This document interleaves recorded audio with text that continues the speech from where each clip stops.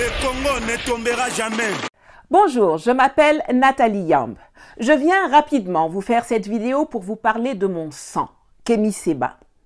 Vous l'avez sans doute appris le 23 février alors qu'il venait de terminer une tournée dans les Caraïbes, en Guadeloupe et en Guyane, où des foules impressionnantes s'étaient déplacées pour l'écouter. Alors qu'il s'apprêtait à embarquer à l'aéroport de Cayenne, la police lui a servi une notification de projet de perte de nationalité française initiée par le gouvernement français à son endroit. Ce même gouvernement avait annoncé au monde entier en octobre 2022 qu'il m'interdisait d'entrée et de séjour sur le territoire français. À la différence de Kémy, jusqu'à aujourd'hui où je vous parle, aucune notification officielle ne m'a été remise. Mais entrons dans le vif. Sauvons l'Afrique.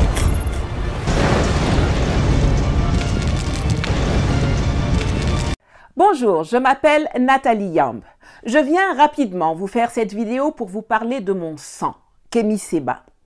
Vous l'avez sans doute appris le 23 février alors qu'il venait de terminer une tournée dans les Caraïbes, en Guadeloupe et en Guyane, où des foules impressionnantes s'étaient déplacées pour l'écouter. Alors qu'il s'apprêtait à embarquer à l'aéroport de Cayenne, la police lui a servi une notification de projet de perte de nationalité française initiée par le gouvernement français à son endroit. Ce même gouvernement avait annoncé au monde entier en octobre 2022 qu'il m'interdisait d'entrée et de séjour sur le territoire français. À la différence de Kémy, jusqu'à aujourd'hui où je vous parle, aucune notification officielle ne m'a été remise. Mais entrons dans le vif du sujet. Comme j'aime bien que nous soyons au même niveau d'information, on va d'abord poser les bases. Il y a deux procédures qui sont différentes mais que l'on confond souvent. La déchéance de nationalité et la perte de nationalité.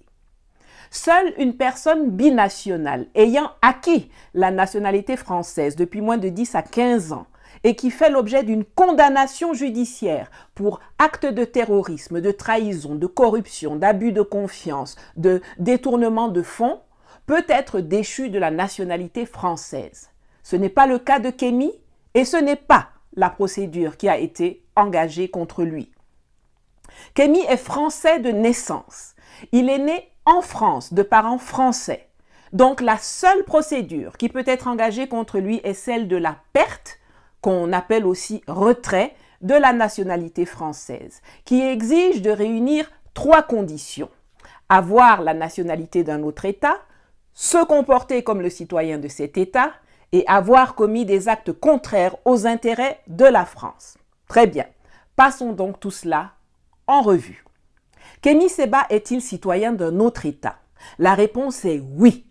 Non pas de naissance, mais parce qu'il y a une douzaine d'années, il a décidé de faire la démarche de demander la nationalité béninoise, la terre d'origine de ses parents, eux-mêmes nés sous la colonisation française, la fameuse Afrique occidentale de triste mémoire. C'est donc à l'âge de 30 ans que Kémy est devenu, sur papier en tout cas, ressortissant béninois. Son âme, elle, est africaine depuis plusieurs générations. Sauvons l'Afrique. La différence entre moi et Kémy, c'est que moi, je suis suisso-camerounaise de naissance. J'ai eu les deux nationalités dès lors que je suis née et que j'ai poussé mon premier cri sur cette terre quand je suis sortie du ventre de ma mère. Kémy se comporte-t-il comme un citoyen du Bénin? Puisque la deuxième condition de retrait est qu'il faut qu'on se soit comporté comme le citoyen de l'État dont on a la double nationalité. Je trouve que cette disposition, au-delà de Kémy Séba, de façon générale, est totalement farfelue et en porte-à-faux complet avec la loi française.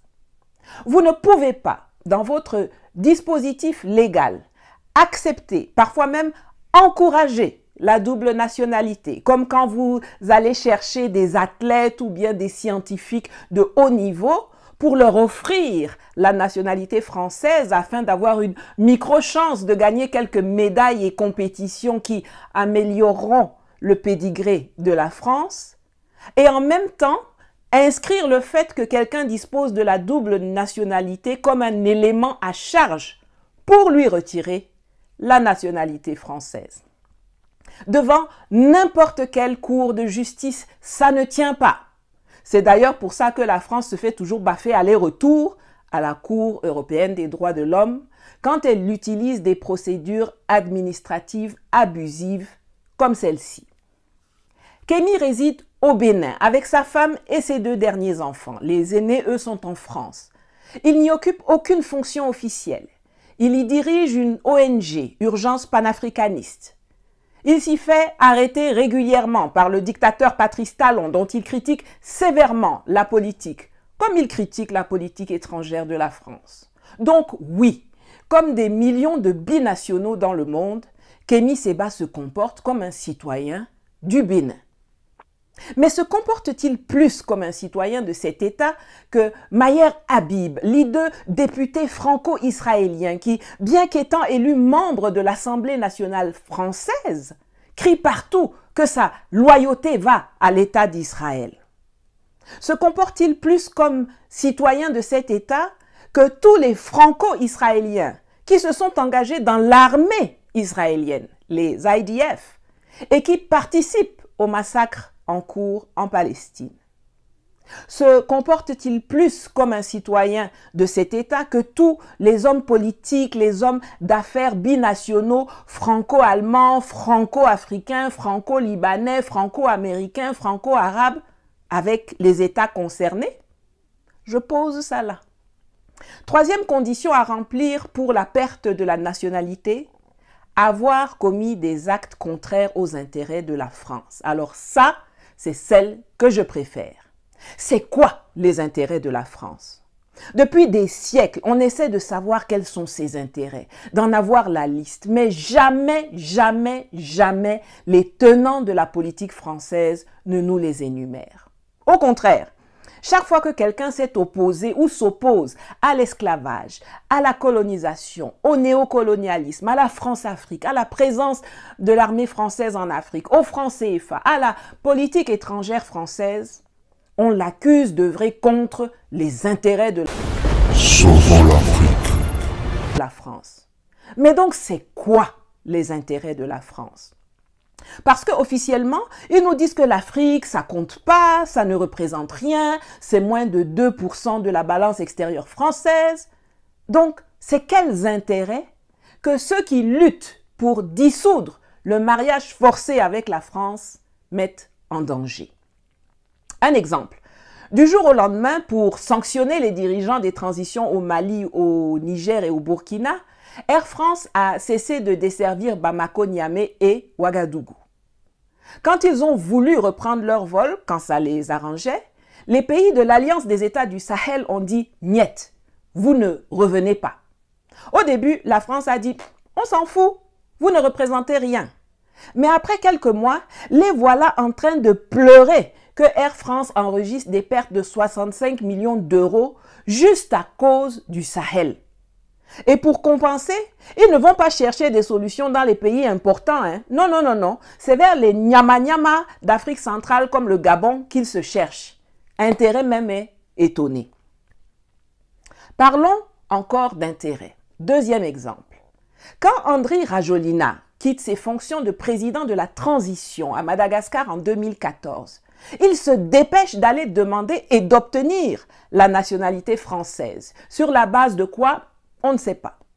Et puis en 2019, devenu binational franco-malgache, ce qu'il a soigneusement caché à ses concitoyens sur l'île là-bas, il est élu cette fois président de la République de Madagascar.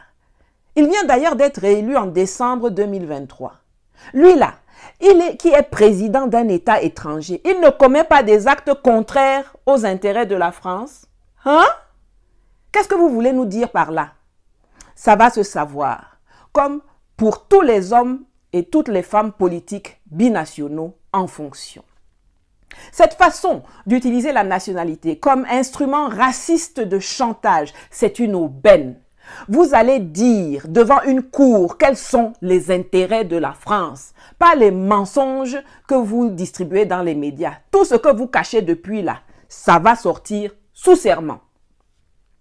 Je fais cette vidéo pour que chacun comprenne l'enjeu de ce qui se passe. Non pas pour Kémy, puisque avec lui, ils se sont mis le doigt dans l'œil jusqu'à l'omoplate, mais pour tous les binationaux français, singulièrement ceux qui sont noirs de peau. C'est vous qui êtes ciblés, c'est vous qu'on veut intimider. Avant Macron, on a vu des combattants anticolonialistes comme Aimé Césaire, Frantz Fanon être honorés. Ils ont des rues en France à leur nom. Mais avec Emmanuel Macron, c'est le racisme et l'anti-africanisme à l'état pur qui s'est installé à l'Élysée. Il y a des gens en France qui critiquent vivement, avec la même virulence que Kémy et moi, la politique de la France en Afrique ou envers ses colonies des Caraïbes et des Antilles. Xavier Moreau, Sébastien Nadeau, Jean-Paul Lecoq, Mélenchon, ils sont partout à l'Assemblée nationale, dans les partis politiques, dans les médias, dans les universités. La seule différence, c'est que eux, ils sont blancs. La mesure engagée contre Kémy Séba est un acte fondamentalement raciste qui va cibler tous les binationaux noirs de France pour les réduire au silence. Sinon, François-Xavier Verschave, l'auteur d'une des plus grosses dénonciations de la France-Afrique, Sauvons l'Afrique. c'est un blanc. L'avocat Jacques Vergès, l'écrivain Jean-Paul Sartre ont existé. Comme toujours, sans doute parce que son esprit est embrumé par les effluves de cocaïne, Macron se fourvoie. La procédure qu'il a engagée contre Kémy, comme celle qu'il avait prise contre moi, va lui péter à la figure. La notoriété de Kémy Séba va encore plus exploser aux quatre coins du monde. Même si elle le tiendra à distance de l'Europe et de nos frères et sœurs des Antilles, la perte de la nationalité française n'empêchera pas Kémy de se faire entendre et d'être reçu avec les honneurs par les peuples et dans les palais présidentiels et les instances gouvernementales en Afrique et ailleurs dans le monde. Bien au contraire. Ça va nous ouvrir encore plus de portes, plus loin, plus haut, plus vite. Merci Macron. Pour finir, je veux attirer l'attention sur un point qui me semble crucial. Le passeport, ce n'est pas un papier d'identité. C'est un document de voyage et un outil de travail. Kémy aura, peut-être même qu'il a déjà, un passeport diplomatique. Il y a beaucoup d'États qui seraient honorés de lui en offrir un pour l'immense contribution à l'éveil des consciences et à la lutte pour l'autodétermination qu'il mène depuis des décennies. Moi-même, Laurent Gbagbo m'avait donné un passeport diplomatique ivoirien d'une validité de 3 ans en 2009. Cela n'a pas fait de moi une ressortissante ivoirienne, mais une détentrice de passeport diplomatique ivoirien. De la même façon, quand il est sorti de prison et que Alassane Dramane Ouattara lui refusait un passeport ivoirien, Laurent Gbagbo a reçu un passeport diplomatique de Guinée-Bissau de la part de Umaru Sissoko Embalo, dont c'est certainement l'un des très rares actes pertinents qu'il a posés. Cela ne fait pas de Gbagbo et de sa dulcinée des ressortissants bissau-guinéens, mais des détenteurs de passeports diplomatiques bissau-guinéens. Kémy n'aura pas trop de problèmes, mais vous en aurez.